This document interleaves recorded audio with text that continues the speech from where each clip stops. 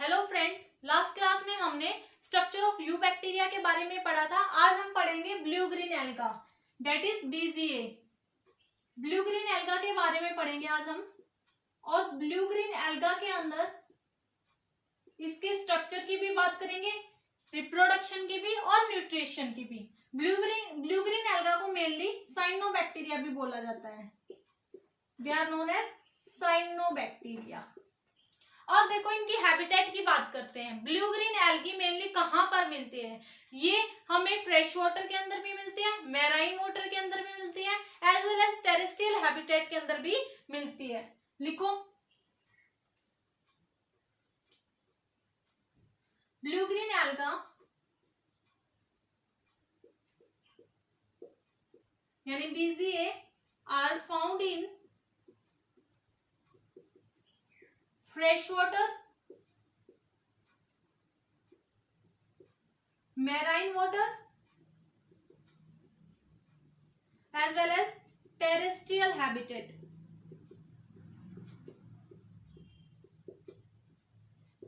यहाँ पर यह हमें ब्लू ग्रीन एल्गा देखने को मिलती है।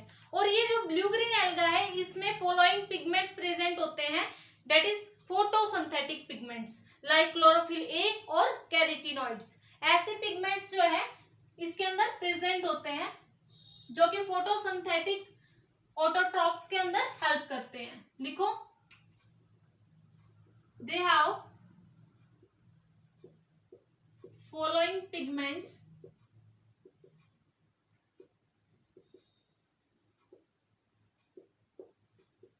लाइक क्लोरोफिल ए और कैरोटीनॉइड्स। अब अगर मैं बात करूं different form of blue green algae की बहुत सारी डिफरेंट फॉर्म्स होती हैं। लाइक ये यूनिसेलुलर फॉर्म में भी मिलती हैं, कॉलोनियल फॉर्म में भी मिलती हैं और फिलामेंटस फॉर्म में भी मिलती हैं। लिखो, हेडिंग डालो, different form of blue green algae.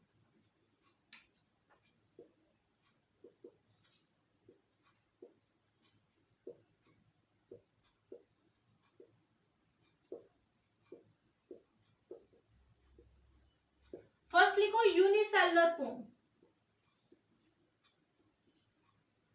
Unicellular form के अंदर हम एग्जांपल ले सकते हैं आपका, जैसे कि स्पाइरुलिना।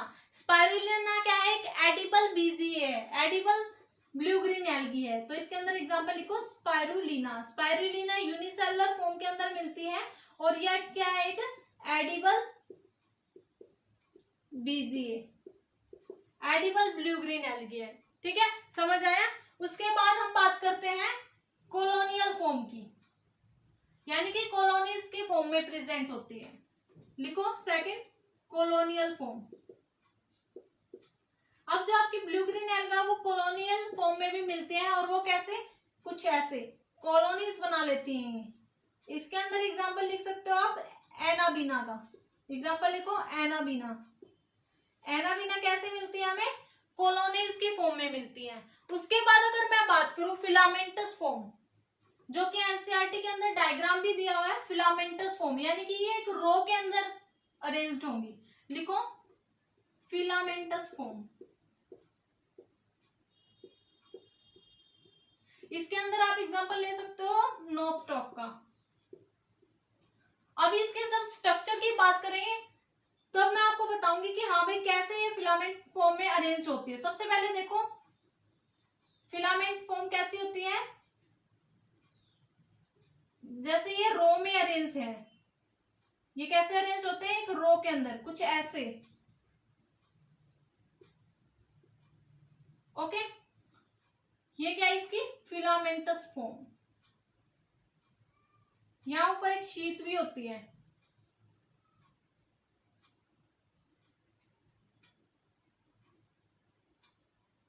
ठीक है, ये क्या है? शीट। इसको बोलते हैं म्यूसिलेजिनस शीट।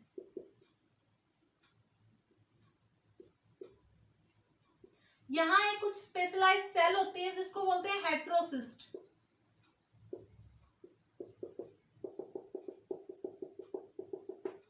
ओके, ये हेट्रोसिस्ट क्या करती है? एटमॉस्फेरिक नाइट्रोजन को फिक्स करने का काम करती है। तो ये कुछ ऐसा स्ट्रक्चर होता है इसका फिलामेंटस फॉर्म के अंदर। जो कि आपके एनसीईआरटी में दिखाया गया है। लेकिन अभी हम इसका जो है 1 बाय 1 करके सेपरेटली इसके स्ट्रक्चर की बात करते हैं कि इसकी जो म्यूसिलेजनस शीथ है वो किससे मिलकर बनी होती है, इसकी सेल वॉल किससे मिलकर बनी होती है, इस सब के बारे में अभी हम स्ट्रक्चर के अंदर देखेंगे। लिखो structure of blue green alga.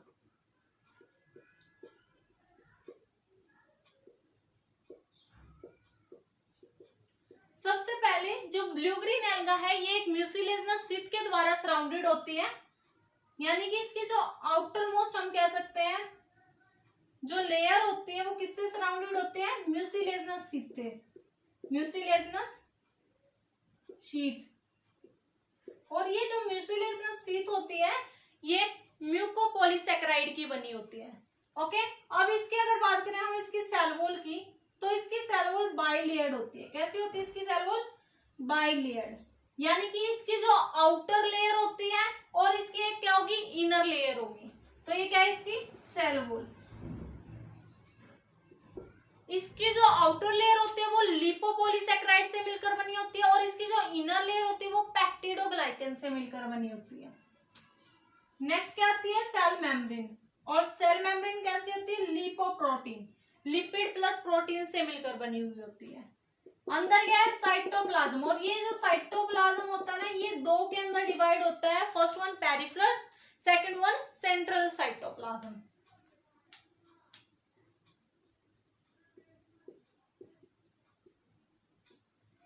ये क्या है ब्लू ग्रीन एल्गा का स्ट्रक्चर। मेनली हम अब इनको जो है 1 बाय 1 करके इसकी डेफिनेशन लिखते हैं और पढ़ते चलते हैं कि हाँ भी कैसे।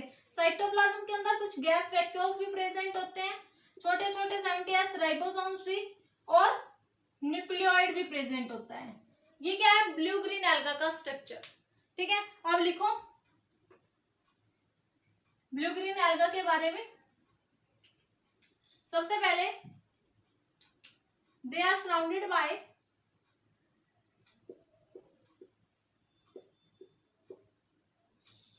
mucilaginous sheath।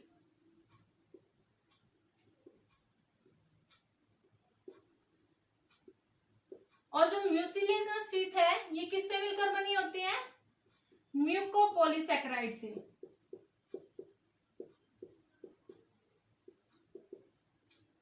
ठीक है, उसके बाद क्या है, सेल वॉल। सेल वॉल की अगर मैं बात करूं तो सेल वॉल कैसी होती है, बाइलेयर्ड। सेल वॉल इज बाइलेयर्ड, यानी कि दो लेयर होंगी। One layer that is outer layer, और आउटर लेयर किससे मिलकर बनी होगी, लिपोपॉलीसैकेराइड से।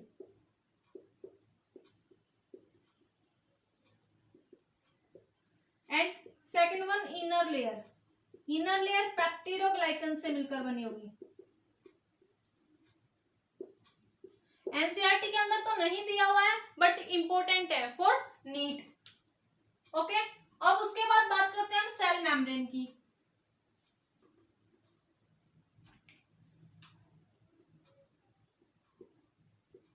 इसकी जो सेल मेम्ब्रेन होती है वो वही लिपोप्रोटीन से मिलकर बनी होती है,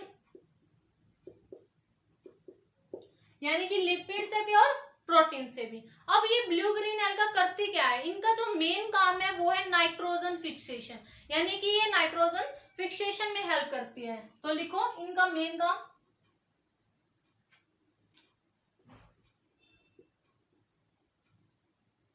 दे play an important role in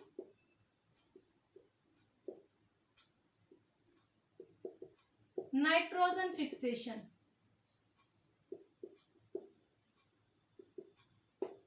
okay, उसके बाद ये एटमॉस्फेरिक नाइट्रोजन को कन्वर्ट कर देती है नाइट्रोजिनस कंपाउंड्स के अंदर, लाइक अमीनो एसिड के अंदर और नाइट्रेट्स के अंदर। लिखो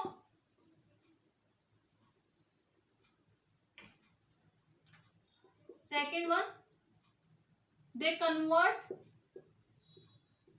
atmospheric nitrogen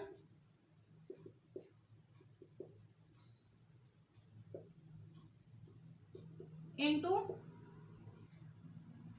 ये एटमॉस्फेरिक नाइट्रोजन को नाइट्रोजिनस कंपाउंड्स के अंदर चेंज कर देती हैं into nitrogenous compounds like amino acid, या फिर हम ले सकते हैं क्या, नाइट्रेट्स। उसके बाद मैंने बताया ये एटमॉस्फेरिक नाइट्रोजन को एक स्पेशलाइज सेल के अंदर, ठीक है, स्पेशलाइज सेल के अंदर रखते हैं जिसको क्या बोलते हैं, या हम कह सकते हैं उसको स्पेशलाइज सेल के अंदर फिक्स करते हैं जिसको बोलते हैं हम हेट्रोसिस्ट। तो लिखो they can fix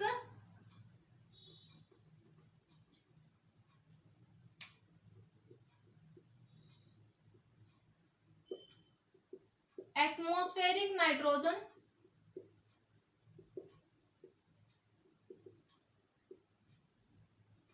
into a specialized cell called heterocyst। Okay, समझ आ गया ब्लू ग्रीन एल्गी। इसके साथ साथ ये कुछ फूड स्टोरेज भी करते हैं और फूड स्टोरेज अल्फा ग्रेन्यूल्स और बीटा ग्रेन्यूल्स की फॉर्म में फूड का स्टोरेज करते हैं। लिखो blue green alga store food in the form of alpha granules और बीटा ग्रेन्यूल्स। अब ये जो अल्फा ग्रेन्यूल्स होते हैं ये किसके सिमिलर होते हैं, बिल्कुल ग्लाइकोजन के। जैसे ग्लाइकोजन होता है ना, बिल्कुल सिमिलर होते हैं अल्फा ग्रेन्यूल्स भी। और बीटा ग्रेन्यूल्स जो है ये फैट ड्रॉपलेट से मिलकर बने होते हैं। समझ आ गया स्टोरेज फूड कैसे करती है ब्लू ग्रीन एल्गी। उसके बाद बात करते हैं हम न्यूट्रिशन की।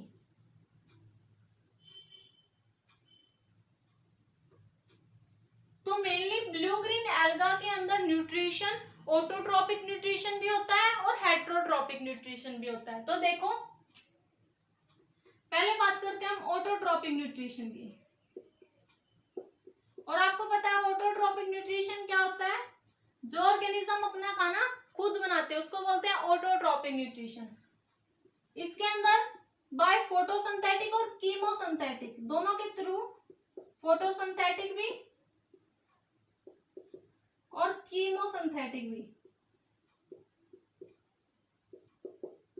दोनों के थ्रू क्या होता है, ऑटोट्रोपिक न्यूट्रिशन होता है। अगर मैं बात करूं फोटोसिंथेटिक की, तो फोटो के अंदर किसका यूज करेंगे, दे यूज लाइट एनर्जी, और कीमोसिंथेटिक दे यूज केमिकल एनर्जी। तो लिखो सबसे पहले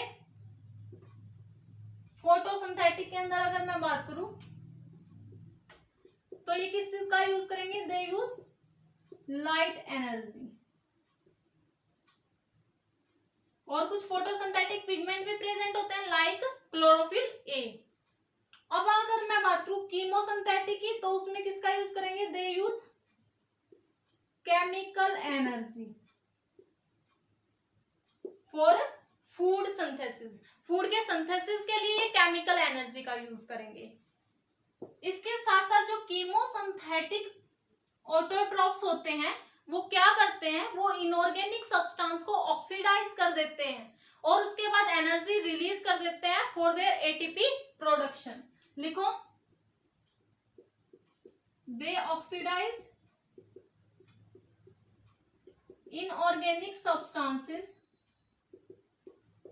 inorganic substances like nitrates,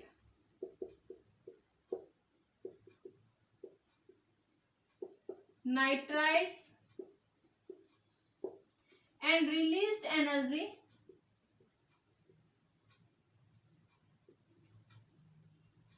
for ATP production।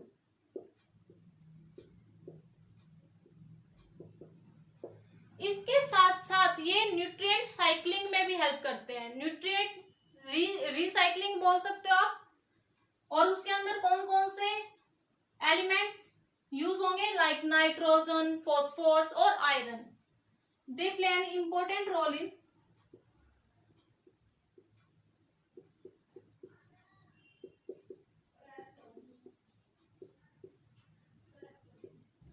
important role in nutrients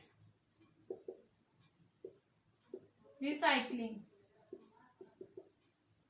like nitrogen हो गया, फॉस्फोरस हो गया और आयरन हो गया। ये सारे के सारे न्यूट्रिएंट्स साइक्लिंग में भी हेल्प करते हैं। तो ये क्या है, कीमोसिंथेटिक ऑटोट्रॉफ्स।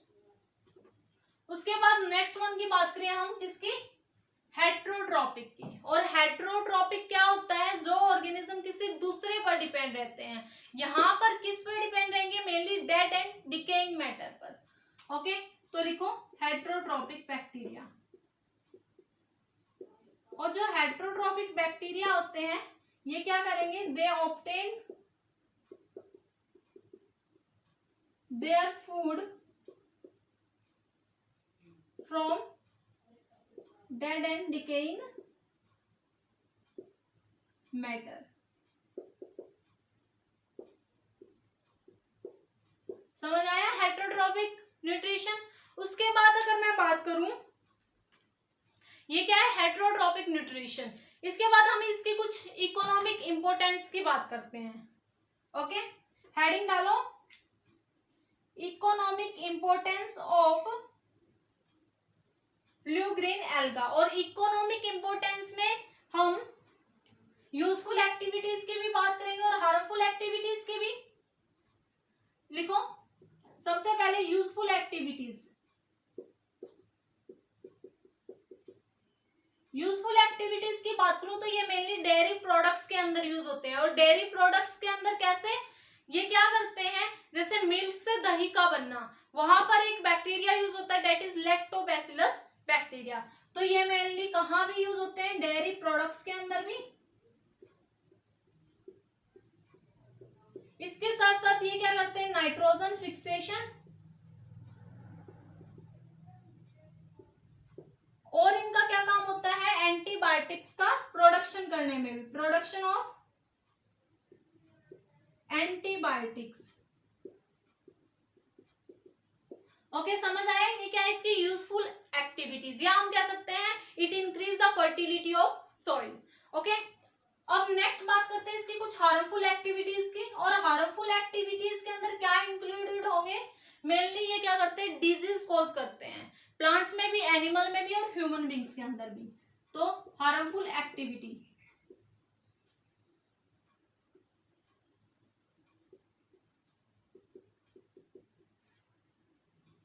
हार्मफुल एक्टिविटीज के अंदर लिखो, some pathogen cause disease in human beings, animals, crop, farm और पेट्स के अंदर। अब ये कैसे डिजीज कॉज करते हैं, like chlorella, typhoid, tetanus, citrus canker, ऐसे डिजीज ये क्या करते हैं, कॉज करते हैं। तो लिखो some pathogen cause disease like chlorella, tetanus, typhoid, और इसके साथ हम लिख सकते हैं सिट्रस कैंकर। ओके, ऐसे डिजीज ये कॉज करते हैं। तो ये क्या है इसकी हार्मफुल एक्टिविटीज। अब हम बात करते हैं ब्लू ग्रीन एल्गा के रिप्रोडक्शन के बारे में। तो reproduction of blue green alga क्या होगा, ये बाय वेजिटेटिवली और एसेक्सुअल रिप्रोडक्शन शो करते हैं। हेडिंग डालो रिप्रोडक्शन। और रिप्रोडक्शन में मेनली वेजिटेटिवली रिप्रोडक्शन, वेजिटेटिव में बाय फिजन के थ्रू होगा, bye binary fission. Binary fission कैसे, सबसे पहले मान लो ये क्या है, एक बैक्टीरियल सेल है। ओके, ये ऊपर सेल वॉल और नीचे क्या है, सेल मेम्ब्रेन है। अब इसके अंदर क्या है, डीएनए है। सबसे पहले क्या करेगा, डीएनए रेप्लिकेट करेगा। जैसे डीएनए रेप्लिकेट करेगा, फिर यहां पर ये किसकी फॉर्मेशन कर देंगे, ट्रांसवर्स सेप्टम की फॉर्मेशन कर देंगे। और जैसे ही ट्रांसवर्स सेप्टम की फॉर्मेशन होगी, कुछ ऐसे, ये ट्रांसवर्स सेप्टम है मान लो, ठीक है, ये ट्रांसवर्स सेप्टम है, ट्रांसवर्स सेप्टम की जैसे ही फॉर्मेशन होगी तो जो बैक्टीरियल सेल है वो क्या हो जाएगा, दो में डिवाइड हो जाएगा, दो डॉटर सेल बन जाएंगी और दोनों के दोनों डॉटर सेल बाद में ग्रो होकर एक न्यू बैक्टीरिया की फॉर्मेशन कर देंगी। वो क्या होता है, बाय बाइनरी फिजन। समझ आ गया? फिजन के द्वारा कैसे होता है रिप्रोडक्शन इसके अंदर, तो लिख भी सकते हो, firstly DNA replicate in bacterial cell and then occur the formation of transverse septum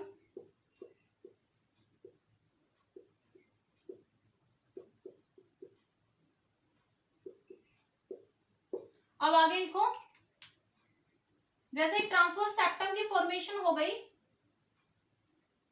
due to transverse septum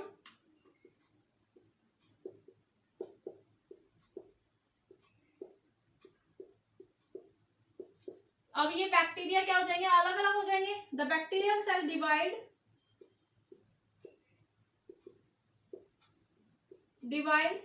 into two daughter cell. अब ये टू डॉटर सेल के अंदर डिवाइड हो गए। अब लिखो each daughter cell grow into a new bacterium. Okay, समझ आ गया? ये क्या है, इसका रिप्रोडक्शन। और एसेक्सुअली देखें तो बाय स्पोर फॉर्मेशन, स्पोर की फॉर्मेशन करके क्या होता है, एसेक्सुअल रिप्रोडक्शन शो करते हैं। एसेक्सुअल रिप्रोडक्शन के अंदर लिखो by spore formation, spore formation करते हैं। ओके, ये क्या है, रिप्रोडक्शन है किसके अंदर, ब्लू ग्रीन एल्गा के अंदर। उसके बाद ये क्या हो गया, पूरा का पूरा आपका ब्लू ग्रीन एल्गा कंप्लीट हो गया। एनसीईआरटी में लाइन टू लाइन पढ़ना है, बहुत इंपॉर्टेंट है। मेनली हेट्रोसिस्ट का जो स्ट्रक्चर है वो पूछा जाता है नीट एग्जाम के अंदर, ठीक है। ऐसा स्ट्रक्चर बना देंगे और वहां पर आपको पूछा जाएगा कि ये स्पेशलाइज्ड सेल है, इसको क्या बोलते हैं, या इसके आउटर मोस्ट जो कवरिंग है उसको क्या बोलते हैं। ये पूरा पूरा आपको जो है एनसीईआरटी से अच्छे से याद कर लेना है। अब इसके बाद एक छोटा टॉपिक और दे रखा है एनसीईआरटी के अंदर, that is mycoplasma.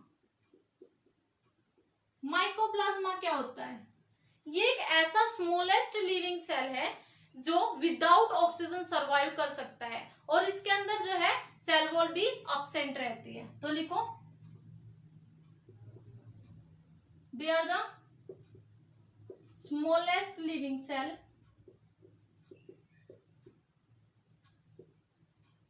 and they can survive without oxygen।